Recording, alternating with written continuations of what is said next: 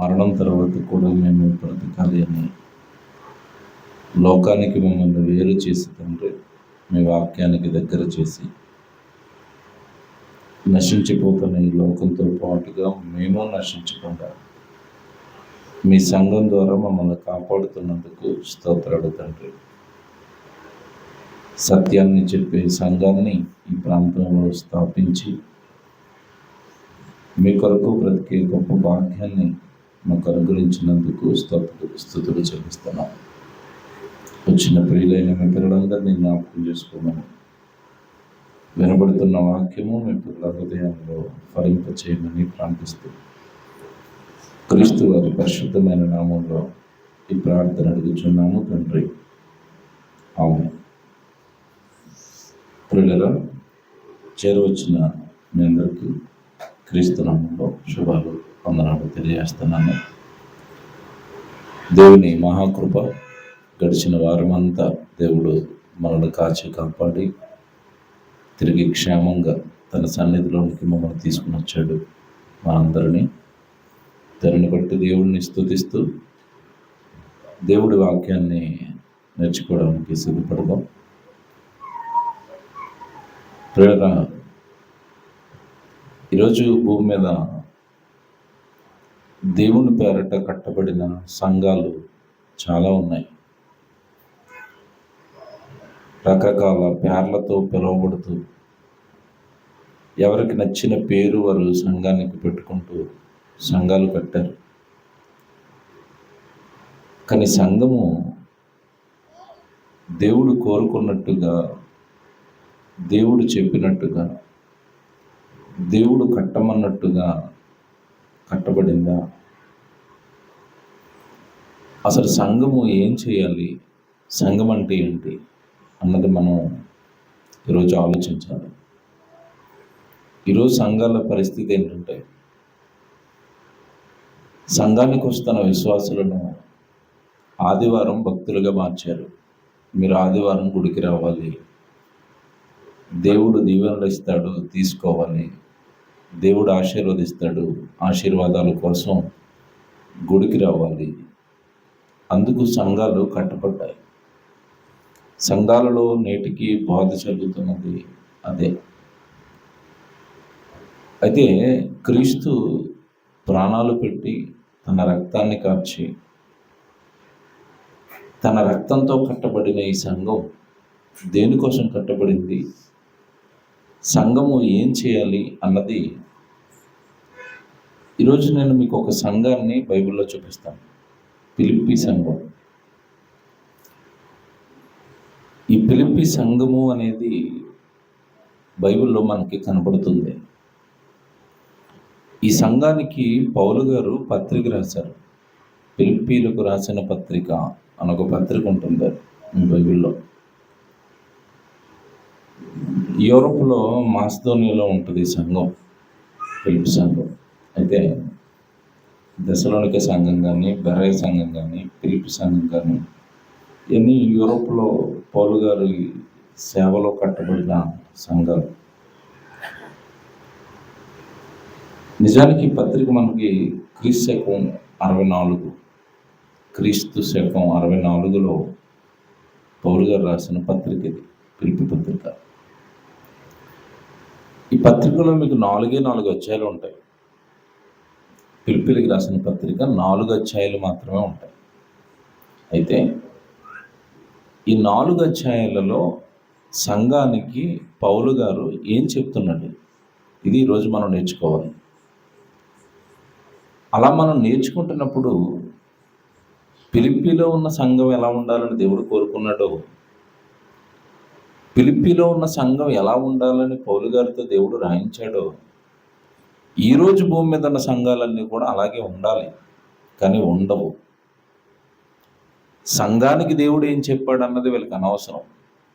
సంఘానికి ఒక నాయకుడు ఉంటాడు, ఆ నాయకుడు ఇష్టానుసారంగా సంఘం నడుస్తుంది. ఆ నాయకుడు ఏది శాసిస్తే, అంటే అది బైబిల్లో ఉందా, బైబిల్లో లేదా అన్నది కింద ఉన్న విశ్వాసులు ఎలాగో పరిశీలించుకోరు. ఎవరు సంఘం కట్టినా సంఘమే అంటారు, ఎవరు వాక్యం చెప్తున్నా పాస్టర్ గారే అంటారు. ఈ బలహీనతను ఉపయోగించుకుని సంఘము ఏం చేయాలి, సంఘము ఎలాంటి కార్యక్రమాల్లో ఉండాలి, సంఘం అనేది దీవెనలు ఇవ్వడానిక, ఆశీర్వాదాలు ఇవ్వడానిక, రోగాలు తీయడానిక, దీనికా సంఘం? ఎందుకంటే ఈరోజు ఎక్కువగా కట్టబడుతున్న సంఘాలు అవే. మా సంఘానికి రండి, దేవుడు మీకు దీవెనలు ఇస్తాడు. మా సంఘానికి రండి, దేవుడు మీకున్న రోగాలు తీసేస్తాడు. అంటే ఇప్పుడు అక్కడ హాస్పిటల్ కట్టారో తెలియదు, సంఘం కట్టారో తెలియదు. రోగాలు తీసేయడానికి ఆల్రెడీ ఏమున్నాయి చెప్పండి? హాస్పిటల్స్ ఉన్నాయా లేవా? హాస్పిటల్కి వెళితే రోగం పోతుందా పోదా? పోతుంది. ఏమంటే హాస్పిటల్కి వెళితే రోగం పోయిద్ది, బాగుంది. ఇప్పుడు చర్చికి వెళ్ళాము, ఆయన కూడా రోగం తీసేస్తానంటున్నాడు. ఒకవేళ నిజంగానే రోగం తీసేశాడు, మరలా మరొక రోగం రాదా వస్తుందా? మీరు బాగా ఆలోచించండి. మళ్ళీ ఇంకొక రోగం వస్తుందా? రోగం పోగొట్టుకున్న మనిషి ఆరోగ్యవంతుడైపోయిన తర్వాత మరణం వస్తుందా రాదా? వస్తుంది. ఇప్పుడు సంఘము రోగాలు తీయడానికో, సంఘము ఆశీర్వాదాలు ఇవ్వడానికో కాదు, సంఘము ఆత్మను రక్షించడానికి, చనిపోయిన తర్వాత కూడా బ్రతికించడానికి, చనిపోయిన తర్వాత జీవితం ఉందని నేర్పించడానికి, చావు తర్వాత మనిషి బ్రతకాలి అంటే హాస్పిటల్కి వెళ్తే జరగదు, సంఘానికి రావాలి.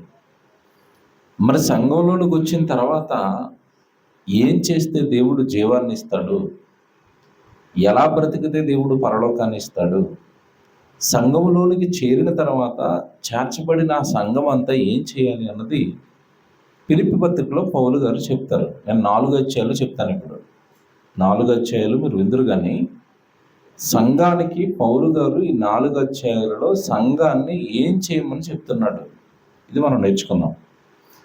మొదటి అధ్యాయానికి వెళ్ళిపోయి ఫిలిప్పీ పత్రికలో 3వ వచనం ఒకసారి చూద్దాం. 3వ వచనం, మొదటి అధ్యాయం 3వ వచనం, ఫిలిప్పీలకు రాసిన పత్రిక మొదటి అధ్యాయము 3వ వచనంలో ఏం చెప్తున్నాడు? మొదటి దినము నుండి ఇది వరకు సువార్త విషయంలో మీరు నాతో పాలివారయ్యుండుట చూచి అన్నాడు. ఇది జాగ్రత్తగా వినాలి. పౌలు గారు జరిగిస్తున్న సువార్త, ఆత్మల రక్షణ, వాక్యం చెప్పడం అనే కార్యక్రమంలో సేవకుడితో పాటుగా సంఘం, ఫిలిప్పీలో ఉన్న సంఘం అనగా సంఘస్థులందరూ కూడా సువార్త విషయంలో మీరు నాతో పాలివారు అన్నాడు. అంటే పౌలు గారు జరిగిస్తున్న సువార్తలో వీళ్ళు కూడా పాలిభాగస్తులయ్యారు. అంటే సంఘము ప్రభువుని నమ్మినవాడు సువార్తలో పాలిభాగస్తుడవ్వాలి. మన ద్వారా సువార్త జరగాలి.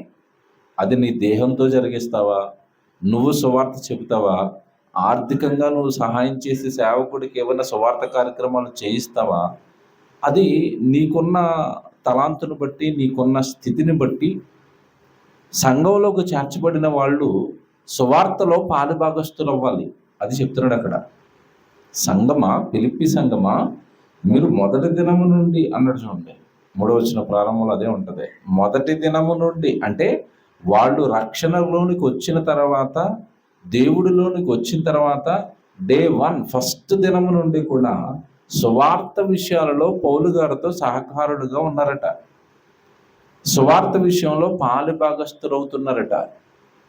అంటే సంఘానికి చేరిన ప్రతి క్రైస్తవుడి పైన ఏముంది అంటే సువార్త భారం.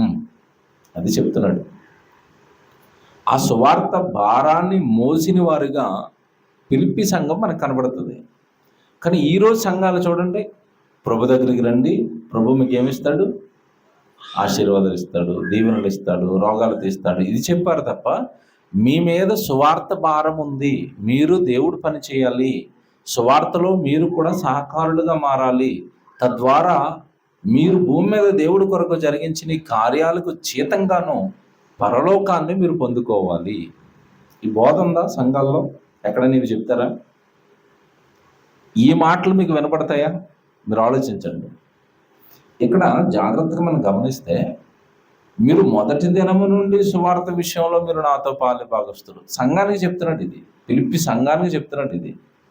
అంటే సంఘము సువార్త చేయాలి, సంఘము దేవుడు పని చేయాలి, సంఘంగా కూడుకునేది దేవుడి కొరకు ఏ కార్యక్రమాలు చేద్దామని ఆలోచించుకోవడానికి, దేవుడి కార్యక్రమాల గురించి చర్చించుకోవడానికి, ఆ కార్యక్రమాల ద్వారా ఒక ఆత్మను సంపాదించాలి. నశించిపోతున్న ఆత్మల పట్ల భారం కలిగి, బాధ్యత కలిగి సంఘం ఉండాలి. ఇది మొదటి అధ్యాయంలో ఆయన మొట్టమొదట ప్రారంభించిన మాట. అంటే ఈ అధ్యాయము వాళ్ళకి పత్రిక ఉత్తరం రాస్తూనే ప్రారంభంలోనే ఈ మాట చెప్పేశాడు. మీరు చాలా జాగ్రత్తగా మొదటి దినం నుండి నాతో సువార్త పనిలో పాలిభాగస్తులు అయ్యారు కనుక, జాగ్రత్తగా ఎవరంటే సువార్త పనిలో పాలిభాగస్తులు అయ్యారు కనుక ఇది మీరు ఎప్పటి వరకు చేయాలంటున్నాడు. జాతి చదువు ఇప్పుడు మీలో ఈ సత్క్రియను ప్రారంభించిన వాడు అన్నట్టు ఉంటాయి. అంటే సంఘములో ఉన్న వాళ్ళలో చాలా మంది ఈ సువార్త పనులు ప్రారంభించారు. నేను ఈ కార్యక్రమం చేస్తాను, నేను ఈ కార్యక్రమానికి సహకారం చేస్తాను. కొంతమంది పౌలు గారికి ఆర్థిక సహాయం ఇచ్చేవారండి, దైవజనుడికి కొన్ని వస్తువులు కొని ఇచ్చేవారు. సువార్త కార్యక్రమాల్లో ఆయనకి చాలా అవసరతలు తీర్చిన సంఘం ఈ ఫిలిప్పి సంఘం. సేవకుడికి తోడుగా ఉన్నారు, సంఘ కార్యక్రమానికి తోడుగా ఉన్నారు. ఇలా దేవుడు పనులు ప్రారంభించిన వాళ్ళు ఎవరైతే ఉన్నారో, మీలో ఈ సువార్త లేదా ఈ సత్క్రియను ప్రారంభించిన వాడు క్రీస్తు, యేసుక్రీస్తు దినము వరకు దానిని కొనసాగించునని రూఢిగా నమ్ముచున్నాను అన్నట్టు. అంటే పని ప్రారంభించటం చాలా ఈజీ, కానీ దాన్ని చివరి వరకు, యేసుక్రీస్తుల వారి దినం వరకు అంటే రాకడ వరకు లేదా మనకి మరణం వచ్చేంత వరకు దానిని కొనసాగించటం కష్టం. అంతే కదండి. కార్యాన్ని ప్రారంభించటం ఈజీ, కొనసాగించి ముగించటం చాలా కష్టం. ఇల్లు కట్టుకునేటప్పుడు చూడండి, చాలామంది ఇల్లు కట్టుకుందామని చాలా ఆనందంతో సంతోషంతో ఉన్న ఇల్లును కూలగొట్టి బేస్మెంట్ వేస్తారు. బేస్మెంట్ వేసే వరకు హుషారు ఉంటుంది. బేస్మెంట్ వేసే వరకు మేస్త్రి ఒక రేటు చెప్తాడు, ఏం లేదంటే 4 లక్షలు 5 లక్షలు అయిపోద్ది అంటాడు. కానీ 3 లక్షలు బేస్మెంట్కే పోతాయి. 1,00,000 మిగులుతుంది, పైన ఇంకా 3-4 లక్షలు ఖర్చు కనపడుతూ ఉంటుంది. ఈ ప్రారంభించిన వాళ్ళు బేస్మెంట్ వేసే వరకు హుషారుగా ఉంటారు. బేస్మెంట్ వేసిన తర్వాత ఇక పైకి లేగదు, అది గోడలు లేగవు. కారణం డబ్బులు, ఆర్థికంగా భారం పడిపోయింది, కష్టమైపోద్ది అది. అందుకే చాలా ఇల్లులు మధ్యలో ఉండిపోతాయి. చాలా ఇల్లులు అతి కష్టం మీద లేపినా సరిగా ప్లాస్టరింగ్లు ఉండవు, కొన్నింటికి కిటికీలు ఉండవు, కొన్నింటికి డోర్లు ఉండవు, కొన్నింటికి పెయింట్లు పడవు. కారణం ఏంటంటే ముగింపు కష్టంగా ఉంటుంది, భారంతో కూడి ఉంటుంది. అలాగే దేవుడి పనిని ఎవరైతే ప్రారంభించారో ప్రారంభించటం ఈజీ. నేను ఇది చేసేస్తాను, నేను ఇది ఇచ్చేస్తాను, నేను ఎలా ఉంటాను, నేను ఎలా చేస్తాను అని దేవుడి కార్యక్రమం ఏదైనా ప్రారంభించటం ఈజీ. కానీ దానిని ముగింపు చివరి వరకు ఏ పని అయితే నేను చేస్తానని దేవుడిలో మనం ఒప్పుకున్నామో ఆ పనిలో చివరి వరకు నమ్మకంగా ఉండటం కష్టం. కనుక మీరు నమ్మకంగా ఉంటారు అని నేను రూడ్గా నేను మిమ్మల్ని ఏం చేస్తున్నాను అంటున్నాడు, నమ్ముతున్నాను, నేను నమ్ముతున్నాను, మిమ్మల్ని నేను నమ్ముతున్నాను, మీరు దేవుడు పని చేస్తారు అని నేను మిమ్మల్ని నమ్ముతున్నాను అన్నట్టు. ఈ పత్రికలు చదివినప్పుడు నాకు ఒకటి అర్థమైందండి.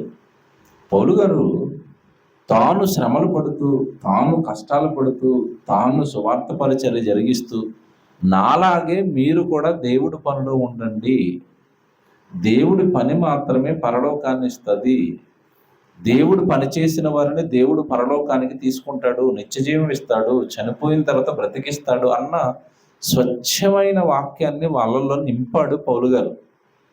ఈరోజు అదే కరువైంది బయట క్రైస్తవ్యంలో. ఎగరడాలు, గెంతటాలు, డ్యాన్సులు. మరి మన హైదరాబాద్లో ఒక ఆయన వచ్చాడు, వాళ్ళ నాన్న మంచి సేవకుడు. వాళ్ళ నాన్న గర్భాన పుట్టాడంటే సికింద్రాబాద్ దగ్గర ఎక్కడ పెడుతున్నాడు, యవనస్తులు పొలోమని వెళ్ళిపోతున్నారు. అక్కడ ఆరాధన అంతా ఎగరటం, గెంతటమే, డ్యాన్సులు. ఆ వెనకాల ఒక పొగ, డిస్కో లైట్లు. ఏంటది అసలు, చర్చా లేకపోతే క్లబ్బో పబ్బో కూడా తెలియని పరిస్థితికి తెచ్చారు. ఆరాధన, దేవుడిని ఆరాధించటం ఆత్మతో సత్యముతో ఆరాధించాలి. ఆత్మతో ఆరాధించవలసిన ఆత్మకు సంబంధించిన ఆరాధన డిస్కో లైట్లకి తెచ్చారు. ఆత్మతో ఆరాధించవలసిన ఆరాధనను ఈరోజు డ్యాన్సుల వరకు తెచ్చారు. ఎగరడాలు, గెంతటాలు, లైటింగు, ఇదే ఆరాధన. తెలియక పాపం బైబిల్ తెలియదు, బైబిల్ హృదయపూర్వకంగా ఆలోచించలేకపోతున్నారు. బైబిల్లో దేవుడు చెప్పిన సంగతులు, దేవుడు రాయించిన సంగతులు అర్థం కాక ఇవన్నీ చేస్తున్నారు. మీరు ఇక్కడ జాగ్రత్తగా పౌలు గారి ఉద్దేశం, సువార్త విషయంలో మీరు ఎక్కువగా సువార్త పనిలో పాలుభాగస్తులు అవ్వాలి, ఎక్కువగా మీరు ఈ సువార్త పనిని జరిగించాలి. ఇదే సంఘానికి పౌలు గారు చెప్తున్నాడు. 12వ వచనం చూద్దాం. అక్కడే 12వ వచనం, మొదటి అధ్యాయంలోనే 12వ వచనం చూడండి. సహోదరులారా, నాకు సంభవించినవి సువార్త మరి ఎక్కువగా ప్రభులకే సమకూడినని మీరు తెలుసుకొనగోరుచున్నాను. ఎలయనగా నా బంధకములు క్రీస్తు నిమిత్తమే కలిగినవని ప్రేతోర్యముతోని వారికి అందరికీ తక్కిన వారికి అందరికీ స్పష్టమాయను. నాకు శ్రమలు వస్తున్నాయి, నాకు కష్టాలు వస్తున్నాయి, నాకు బాధలు వస్తున్నాయి, ఇవన్నీ కూడా సువార్త ప్రబలడానికి అంటున్నాడు. అంటే ఆయన ఇంటెన్షన్ మీకు ఏమైనా అర్థమవుతుందా? సంఘానికి ఎప్పుడు కూడా సేవకుడు ఏం చెప్తున్నాడు అంటే, సువార్త విషయంలో మనం ప్రబలాలి, మన ద్వారా దేవుడి కార్యక్రమాలు జరగాలి, సభలు జరగాలి, ఆత్మలకు వాక్యం వెళ్ళాలి, సువార్త సువార్త సువార్త, ఇదే ఉంది ఆయన ఉద్దేశం అంతా. మీరు ఇది నేను కొంచెం కొంచెంగా చిన్న చిన్న ముక్కలు చెప్పుకుంటూ వెళ్తున్నాను.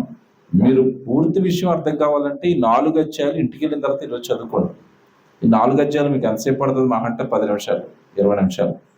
ఈ 4 అధ్యాయాలు చదువుకోండి. అసలు ఆయన ఏ స్థాయిలో ఉన్నాడు దేవుడు విషయంలో, సువార్త పని విషయంలో అంటే, మనం ఇప్పుడు చదువుకునే మాటలు ఇక్కడే ఉంటాయి. ఎక్కడ?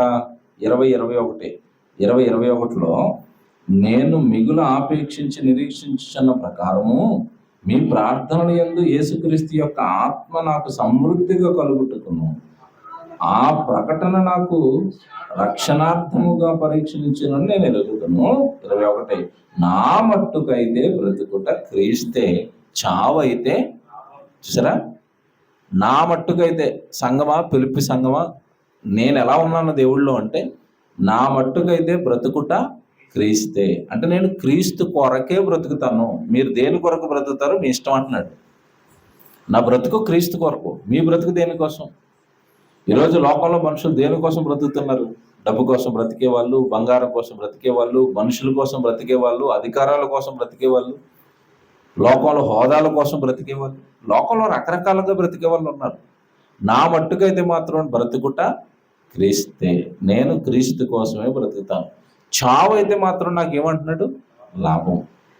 దేవుడి కొరకు బ్రతుకుతున్న నాకు చావు లాభంగా మారుతుంది నా మట్టుకైతే.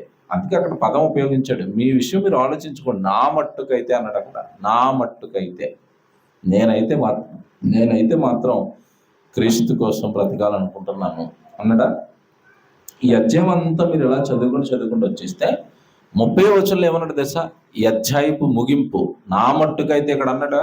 అంటే నేను మాత్రమే సువార్త చేయడానికని మీరు అనుకుంటారేమో, సేవకుడు సువార్త చేయాలి, సేవకుడిది మాత్రమే సువార్త భారం అని మీరు అనుకుంటారేమో, నాకు మాత్రమే శ్రమలు అనుకుంటున్నారేమో. కాదు, ఇవన్నీ మీకు కూడా అనుగ్రహింపబడ్డాయని 30వ వచనంలో చెప్తాడు. 30వ వచనంలో క్రీస్తునందు విశ్వాసముంచుట మాత్రమే కాక, ఏమంటే ఎందుకు ఆ మాట రాస్తున్నాడు చెప్పండి అక్కడ? క్రీస్తునందు విశ్వాసముంచుట మాత్రమే కాక ఎందుకంటున్నాడు? ఎందుకంటే ఇక్కడ వరకే చెప్పారు ఈరోజు బోధకులంతా. మీరు యేసుప్రభుని నమ్ముకోండి, మీరు యేసుప్రభుని విశ్వసించండి, మీరు బాప్తిసం తీసుకోండి, అంతే మీ దుఃఖ దినాలు సమాప్తం అంటాడు. ఇది మనకి ఎలా ఉంటుందంటే, ఓహో మొత్తం మీద బాప్తిసం తీసుకుంటే మనకున్న దుఃఖాలు, కష్టాలు, శ్రమలు అన్నీ ఏమైపోతాయి? పోతాయని మనం అనుకుంటాం. ఇక్కడ ఏమన్నాడు చూడండి ఆయన, మీరు సువార్త విషయం, మీరు క్రీస్తును విశ్వసించుట మాత్రమే కాక ఆయన పక్షమున శ్రమపడుటయు. ఏమన్నా అందరి బైబిల్లో ఉందా ఇది? అందరి బైబిల్లో ఉందా? ఆయన పక్షాన మనం అంతా ఏం చేయాలట? శ్రమపడటం. క్రైస్తవుడు క్రీస్తు పక్షాన శ్రమపడాలి. ఇప్పుడు నేను అడుగుతున్నాను, ఈ ఆదివారం ఆరాధనకు వచ్చి వెళ్ళిపోతే మనకి ఏముంది చెప్పండి? శ్రమ ఏమైనా ఉంటుందా? మీరు చెప్పండి, నిజం చెప్పండి, ఆలోచించుకోండి. ఆదివారం గుళ్ళో కూర్చుంటాను, గుళ్ళో కూడా ఎందుకు కూర్చున్నాం? పైనలు ఉన్నాయి, కూర్చోవడానికి కుర్చీలు ఉన్నాయి, అంతే కదండి.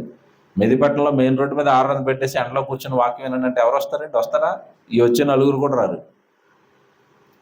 సన్నిధిలో మనం కూర్చోవడానికి కుర్చీ ఉండి, పైన తిరగడానికి ఫ్యాన్ ఉండి, లైట్లు ఉండి, వెళ్ళడానికి వాష్రూమ్ ఉండి, తాగడానికి నీళ్లుండి, ఇన్ని వసతులు, వినపడడానికి మళ్ళీ స్పీకర్లు పెడితే, ఇన్ని వసతుల మధ్యలో కూర్చుని ఈ ఆరాధనకు రావటమే కష్టం అనుకుంటారు చాలామంది.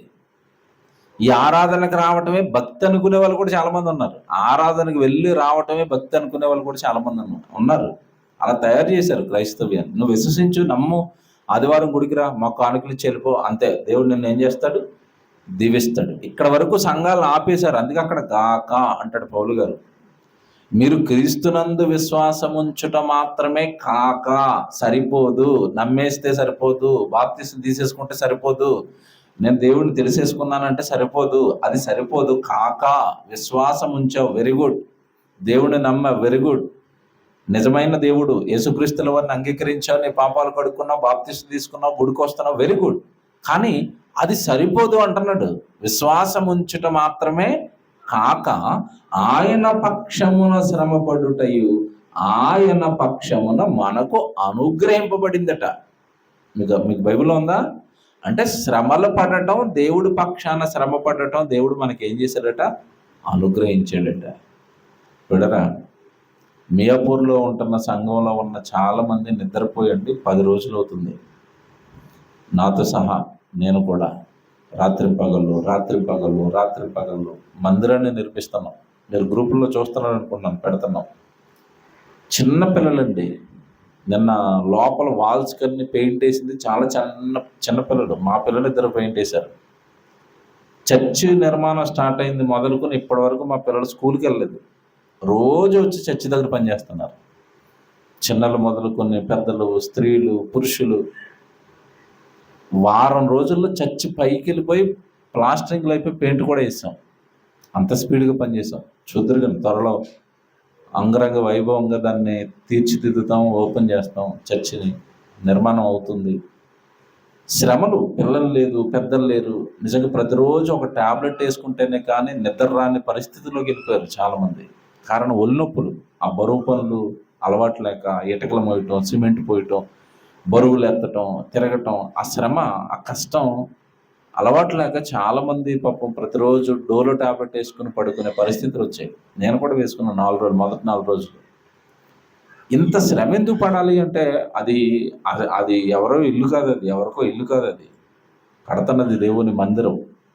అది కట్టబడితే అక్కడ వాక్యం చెప్పబడుతుంది. శాశ్వతంగా ఒక నివాసం ఉంటుంది. అనేక కార్యక్రమాల ప్రాంతంలో జరుగుతాయి. తద్వారా దేవుడికి మహిమ, ఆత్మల రక్షణ, సంఘము స్థిరంగా ఉంటుంది, సంఘం అభివృద్ధి చెందుతుంది, సంఘానికి ఒక నీడ అనేది దొరుకుతుంది. కార్యక్రమాలు చేసుకోవడానికి ఎవరో పర్మిషన్ అడగాలి, ఎవరినో అడగాల్సిన అవసరత మనకు ఉండదు.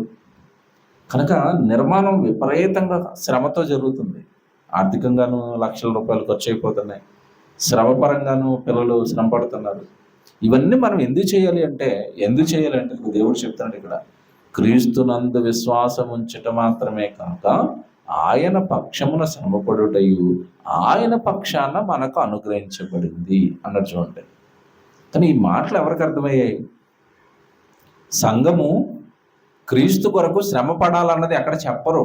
మీరు 90% సంఘాల్లో ఏం చెప్తారు అంటే, క్రీస్తుని నమ్ముకున్న తర్వాత మీకు సుఖాలు, ఆనందాలు, సంతోషాలు అంటారు.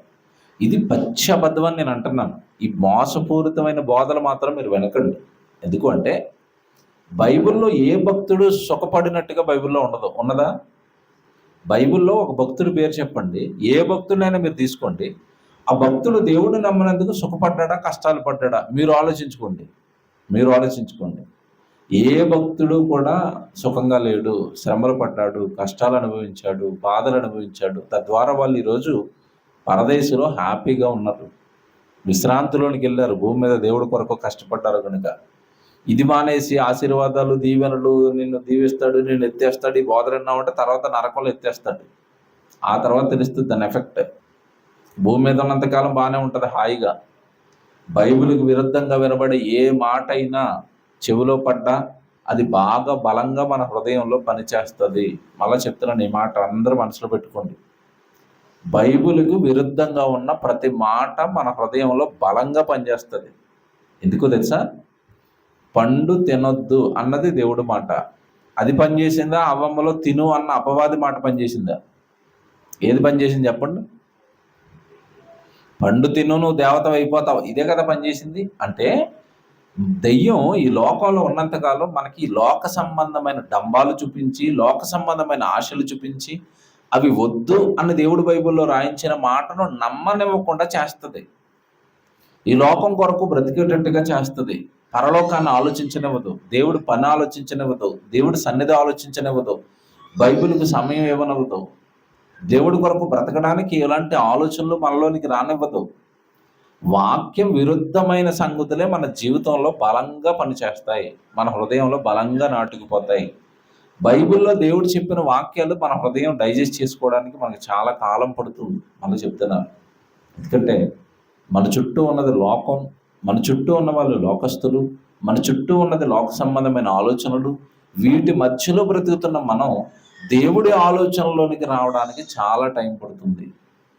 దేవుడి ఉద్దేశాలు డైజెస్ట్ చేసుకోవడానికి, దేవుడు బైబిల్లో చెప్తున్న ప్రతి మాట హృదయంలోకి తీసుకోవడానికి మనకి టైం పడుతుంది. కానీ మనం చేసే తప్పు ఏంటంటే, వాక్యం వినబడుతున్నప్పుడు లోకం దానికి విరుద్ధంగా ఉంటున్నప్పుడు, లోక సంబంధమైన ఆలోచనలు మనలో ఉన్నప్పుడు, వాక్యం ఇది చెప్పిందా, ఓకే, నేను ఆలోచించేది తప్ప, నేను నమ్మేది తప్ప, బైబిల్లో రాసిందే దేవుడు నమ్మమన్నాడు కదా, నేను దీన్నే నమ్మాలి అన్న కఠినమైన నిర్ణయాలు మనం తీసుకోకపోవటం వలన వాక్యంలో అటు ఇటు పడుతూ లేస్తూ ఉంటాం. ఇంత కష్టపడవలసిన అవసరం మాకు లేదు. స్పెషల్గా నేను జరిగించే సేవ చాలా పెద్దది. ఇంత కష్టపడవలసిన అవసరం నాకు లేదు, కానీ కష్టపడతాను. కారణం ఏంటంటే, కష్టము, శ్రమ దేవుడికి ఇష్టం, దేవుడికి ఆనందం, దేవుడికి సంతోషం. మన పిల్లలు కష్టపడి పని చేస్తుంటే మనం ఎలాగ ఆనందపడతామో, మనం పరలోకంలో ఉన్న కన్నతండ్రి సువార్త కొరకు, జరుగుతున్న ఈ మందిర నిర్మాణం కొరకు మేము కష్టపడుతుంటే మా పరలోకపు తండ్రి మమ్మల్ని చూసి సంతోషపడాలి. నా పిల్లలు నా కొరకు మందిరం కడుతున్నారు అని ఆనందపడాలి. నా కుమారుడు నా కొరకు ప్రయాణాలు చేస్తున్నాడని ఆనందపడాలి. నా కుమారుడు నా కొరకు ₹1,000 కష్టార్జితాన్ని ఖర్చు పెడుతున్నాడు అని దేవుడు ఆనందపడాలి. ఇలా దేవుడిని ఆనంద పెట్టాలి. శ్రమ దేవుడిని ఆనంద పెడుతుంది. మీకు మాట్లాడుతాను, మీ గర్భాన పుట్టిన పిల్లలు ఉంటారు, వాళ్ళు పెద్దవాళ్ళు అయ్యారు, పెళ్ళయింది. పెళ్ళైన పెద్ద అయిపోయిన తర్వాత ఆ పిల్లోడు ఉదయాన్నే డ్యూటీకి వెళ్ళిపోయి సాయంత్రం వరకు పని చేసుకుని కష్టపడి ఇంటికి వచ్చి నెలకు ఒక 20,000 15,000 జీతం తెచ్చి తండ్రికి ఇస్తేనో భార్యకి ఇస్తేనో అప్పుడు ఆనందపడతారు. ఆ వ్యక్తిని బట్టి కష్టపడతాడండి, శ్రమ పడతాడండి అని. అలా కాకుండా నాకు శ్రమలు లేవు, నాకు కష్టాలు లేవు, నేను ఉద్యోగానికి వెళ్ళాను, రోజు 3 పూట్ల తినేసి ఇంట్లో పడుకుంటాడు అనుకోండి.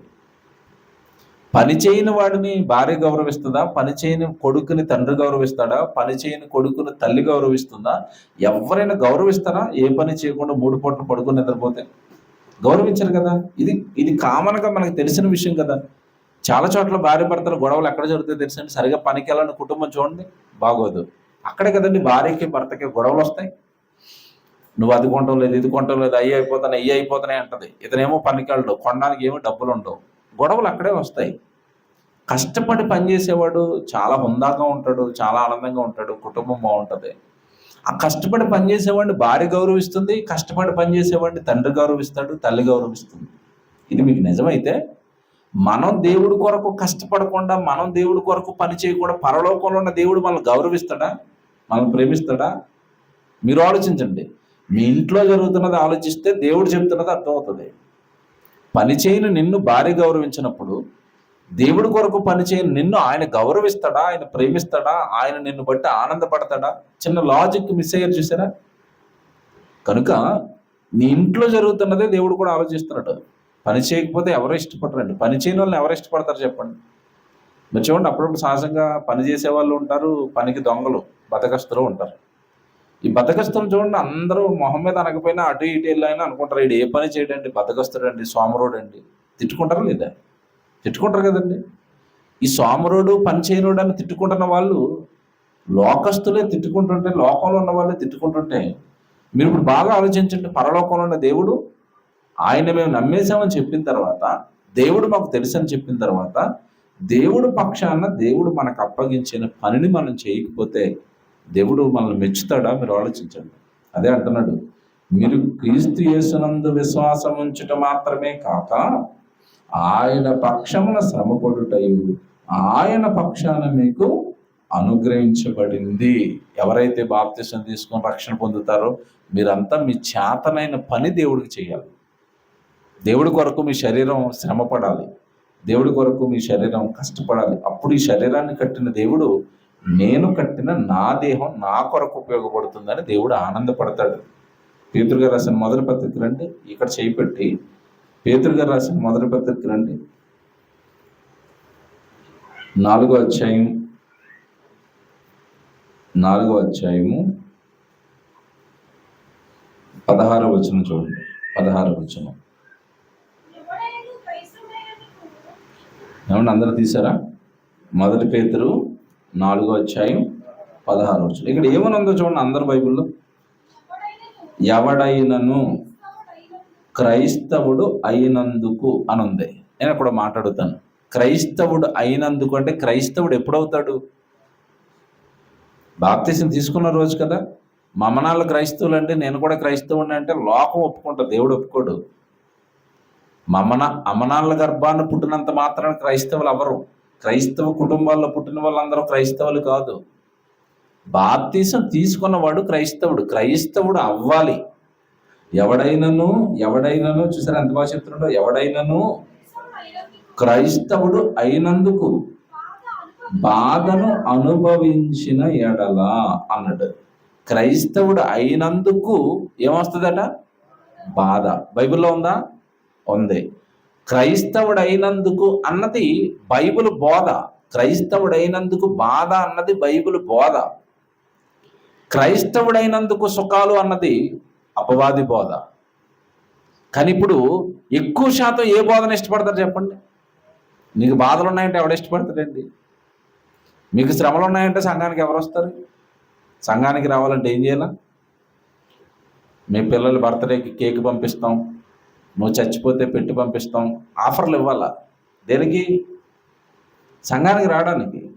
అంతే తప్ప దేవుడి కొరకు నువ్వు బాప్తిసం తీసుకున్నావా, అయితే రేపటి నుంచి నీకు శ్రమలు వస్తాయి, సువార్త చేయి, పని చేద్దాం పదండి, మీటింగ్లకు వెళ్దాం రండి, సువార్తలకు వెళ్దాం రండి, దేవుడి కొరకు కార్యక్రమాలు చేద్దాం రండి, ఎవరు వస్తారండి బోధకి?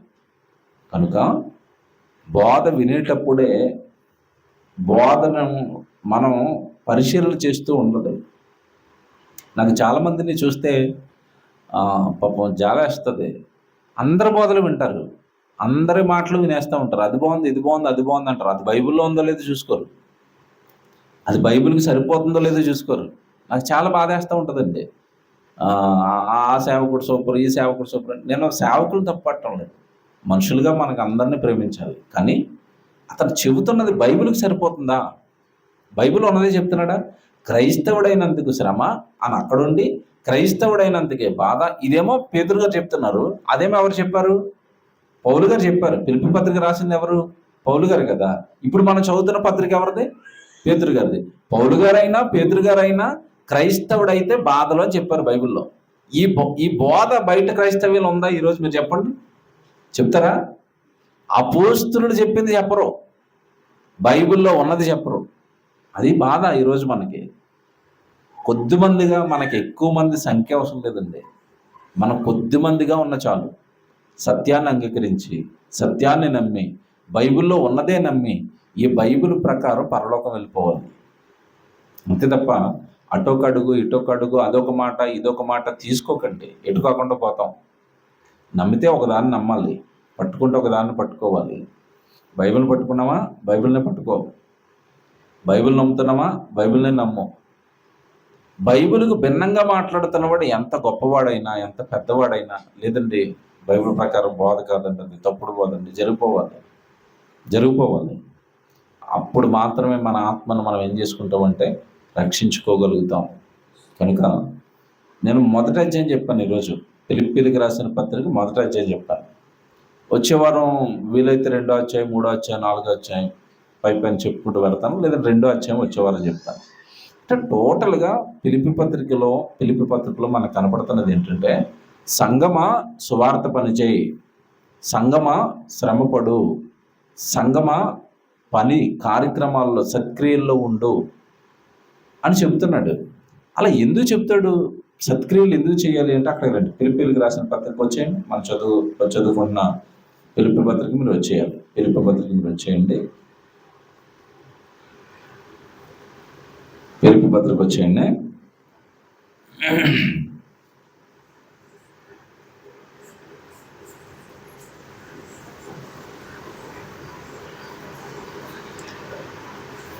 పదిహేను వచ్చి చూద్దాం. పిలుపులకు రాసిన పత్రిక 1వ అధ్యాయం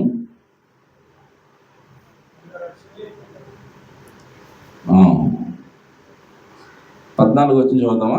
14 వచ్చి, మరియు సహోదరులైన వారిలో ఎక్కువ మంది నా బంధకముల మూలముగా ప్రభువునందు స్థిర విశ్వాసము గలవారై నిర్భయముగా దేవుని వాక్యమును బోధించుటకు మరి విశేష ధైర్యం తెచ్చుకున్నది. కొందరు అసూయ చేతను, కలహబుద్ధి చేతను, మరికొందరు మంచి బుద్ధి చేతను క్రీస్తును ప్రకటించుచున్నారు. వారైతే నా బంధకములతో కూడా నాకు శ్రమతోడు చేయవలని తలంచుకుని శుద్ధ మనస్సుతో కాక కక్షతో క్రీస్తును ప్రకటించుచున్నారు. చూసారా? అంటే సువార్త విషయంలో మీరు నాతో పాలుభాగస్తులు అవ్వండి, నాతో పాలుభాగస్తులు అవ్వండి అని ఎందుకు చెప్తున్నాడు అంటే, పౌలు గారి నుండి వేరైపోయిన వాళ్ళు కక్షతో, పక్షపాతంతో కూడా సువార్త ప్రకటించే వాళ్ళు ఉన్నారు. అంటే సువార్త ప్రకటిస్తున్నప్పుడు అందరూ దేవుడి పక్షాన్నే ప్రకటిస్తున్నారా, దేవుడి కోసమే ప్రకటిస్తున్నారా, వాళ్ళ సొంత ఎజెండాలు ఏమైనా ఉన్నాయా, ఇవి చూసుకోవాలి. వాళ్ళు కోట్లు సంపాదిస్తున్నారు ఈరోజు సేవకులుగా మారిన వాళ్ళు. చూడండి, రాత్రికి రాత్రి సంఘాన్ని పెడతాడు, సంవత్సరం తిరిగేసరికి ఏమన్నా అతని ఇల్లు మారిపోతాయి, అతని బట్టలు మారిపోతాయి, అతని కార్లు మారిపోతాయి. ఏంటి ఇవన్నీ అంటే దేవుడి దీవెనలు అంటాడు, దేవుడి ఆశీర్వాదాలు అంటాడు. నాకు ఇక్కడ డౌట్ ఏంటంటే, దేవుడి ఆశీర్వాదాలు సేవకుడికి ఇస్తున్నాడు, ఆ సంఘంలో ఉన్న వాళ్ళు ఎవరికి ఇవ్వట్లేదు. ఇస్తున్నాడా? పాస్టర్ గారు BMW కార్లో తిరుగుతాడు, పాస్టర్ గారికి కానుకలు ఇస్తున్న వీళ్ళు అదే ఆటోలో వచ్చి వెళ్ళిపోతూ ఉంటారు సంఘానికి. మరి దేవుడి ఆశీర్వాదం పాస్టర్ గారికి ఒక్కడికే అవుతుందంటే వీళ్ళు ఎవరికి రావట్లేదు? మీరు ఆలోచించారు ఎప్పుడైనా? ఆశీర్వదిస్తే దేవుడు అందరికీ ఇవ్వాలి కదా BMW కార్లు. నేను మాట్లాడుతానండి, కోట్లు, BMW కార్లు దేవుడి దీవెనలు అంటే అవి సంఘములో ఉన్న వాళ్ళందరికీ దేవుడు ఎందుకు ఇవ్వటం లేదు? దేవుడు ఒకరికి ఇచ్చి, ఇద్దరికి ఇచ్చి, మిగతా వాళ్ళకి ఇవ్వట్లేదు అనుకోండి, దేవుడు అప్పుడు ఏమవుతాడు చెప్పండి? మీరు బాగా ఆలోచించండి. ఏమవుతాడు? పక్షపాతం అవుతాడు. యేసుక్రీస్తు వారి దగ్గరికి రోగాలు తీసుకోవడానికి వచ్చేవారు, అందరికీ తీసేవాడా, కొందరికి తీసేవాడా? అందరికి తీసేవాడా? అంటే యేసుప్రభు ఇస్తే అందరికీ ఇస్తాడా? అందరికీ ఇస్తాడు. దీవెనుడు ఆశీర్వాదాలు కొందరికే ఇస్తున్నాడు, మరి కొందరికి ఇవ్వటం లేదు అంటే ఆ బోధ రైటా కాదన్నది మీరు ఆలోచించుకోవాలి. ఆయన ఇస్తే అందరికీ ఇస్తాడు, లేకపోతే ఎవరికి ఇవ్వడు. ఆలోచించుకోండి. కనుక దేవుడి పిల్లలంగా మొదటి పత్రిక అంతా, మొదటి అధ్యాయం అంతా కూడా మీరు సువార్త పనిలో నాతో ఉన్నారు, ఇది చివరి వరకు ఇలాగే దేవుడి పనిలో ఉండండి అని మొదటి అధ్యాయం చెప్పాడు. 2, 3, 4 అధ్యాయాలలో సువార్త పని చేయటం వల్ల కలిగే మేలు చెప్తాడు, దాని వలన వచ్చే దీవెన చెప్తాడు. మీ వలనైందే మీరు ఏది చేయగలుగుతారో అది దేవుడు పని చేయండి. మేము మందిరం ప్రారంభించే టైం కంటే అన్ని డబ్బులు కూడా మా దగ్గర లేవు. ప్రతిరోజు నేను చెప్తున్నాను, నెక్స్ట్ ఏం జరుగుతుందో నాకు తెలియదు. అలాగ దేవుడి మీద విశ్వాసంతో, దేవుడి మీద నమ్మకంతో వెళ్ళిపోతున్నాను. అందరు ఇచ్చిన డబ్బులు స్థలం కొనడానికే సరిపోయాయి, 50 లక్షలు. కానీ కట్టాలి, కొన్న తర్వాత ఖాళీగా పెట్టుకోలేం కదా. ఎన్నో పక్కనే శత్రువులు, ప్రబలారు చాలామంది ఆపించేశారు మందిరం కట్టకుండా. అయినా దేవుడి మీద విశ్వాసంతో, ప్రార్థనతో ముందుకు వెళుతున్నాం. కొంచెం కొంచెం లేపుకుంటూ వస్తున్నాం. చాలా వేలు, లక్షలు ఖర్చు అయిపోతున్నాయి.